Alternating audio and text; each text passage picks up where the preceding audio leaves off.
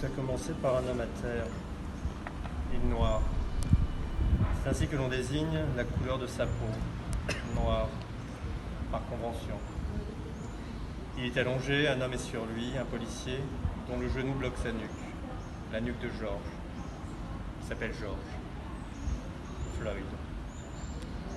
Le débat qui a suivi et la réactivation, j'allais dire, du mouvement Black Lives Matter, puisque c'est un mouvement un peu plus ancien qui est né à la suite de la mort d'un autre Afro-Américain, d'une autre bavure policière.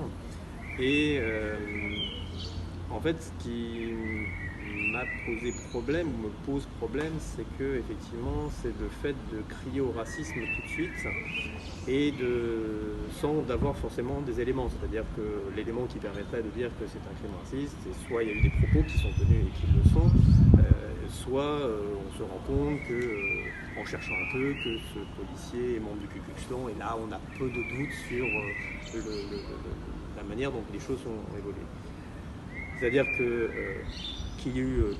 la violence policière, elle est évidente. Par contre, c'est la perception du racisme qui pose derrière problème et qui pose question. C'est-à-dire qu'il y a une histoire qui est lourde aux États-Unis dans les relations effectivement entre blancs et noirs, mais finalement entre blancs, entre toutes les communautés.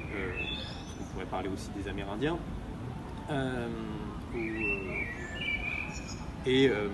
Effectivement, pour moi, le cœur de la réflexion est là-dessus. C'est-à-dire qu'il est facile justement de brandir l'étendard du racisme.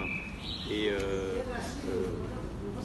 c'est Ariane Mouchkine que je cite dans le livre, qui effectivement a été accusée de racisme parce qu'elle n'avait pas employé des Amérindiens dans un spectacle, alors qu'en plus son cirque est très ouvert justement à la diversité, et que on lui a reproché effectivement ce racisme-là, et elle était très désarçonnée parce qu'effectivement ça n'est pas du tout la nature de son engagement, même au contraire, et qu'à partir du moment où on a prononcé ce mot de racisme, il n'y a plus aucun dialogue qui est possible. Il n'y a aucune conversation puisqu'on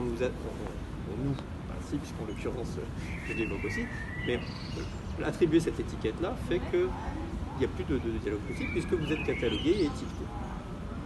Et donc la question effectivement derrière, c'est de savoir pourquoi cette nécessité de crier au racisme, parce qu'il existe, la question n'est pas là, mais effectivement, qu'est-ce qui fait que dans une société,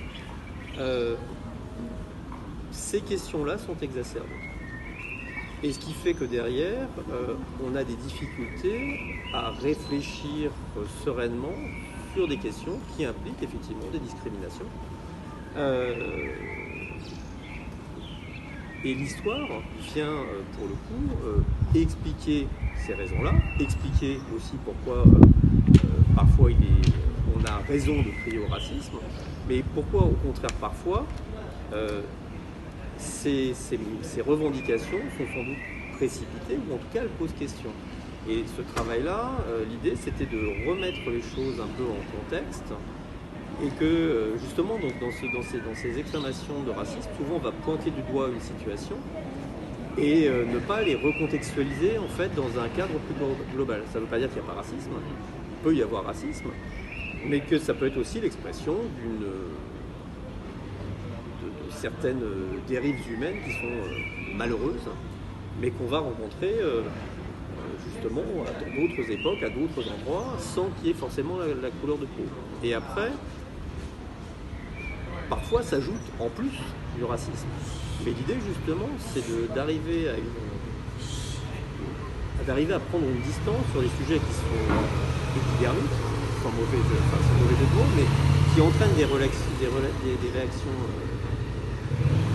tranchées, alors qu'au contraire, il faudrait effectivement prendre le temps de nuancer, quitte à affirmer davantage ce racisme. Mais donc ça, le problème, c'est qu'effectivement, souvent dans le temps médiatique, on n'a pas le temps de réfléchir autour de ces questions-là. Donc l'idée de ce recueil, c'est un peu de donner matière à réflexion et effectivement de se rendre compte que dans certains cas, parfois on pourrait considérer qu'il y a un racisme par facilité ou par négligence, je crois que j'utilise ce terme-là, qui fait que, par exemple notamment dans les contrôles de police, c'est-à-dire le délit de faciès, j'appelle ça du racisme par négligence, c'est-à-dire que depuis toujours, en fait, les riches contrôlent les pauvres. C'est-à-dire qu'Haussmann, par exemple, se méfie terriblement de la pauvreté. C'est pour ça qu'on réaménage les quartiers pauvres de Paris en excluant les pauvres. Les pauvres, à cette époque-là, ils sont français pour la plupart, blancs, nés en France. Ensuite, on va faire venir des étrangers d'ailleurs, qui viennent. Et effectivement, ce racisme il s'exprime et on continue à contrôler les pauvres qui sont italiens, espagnols.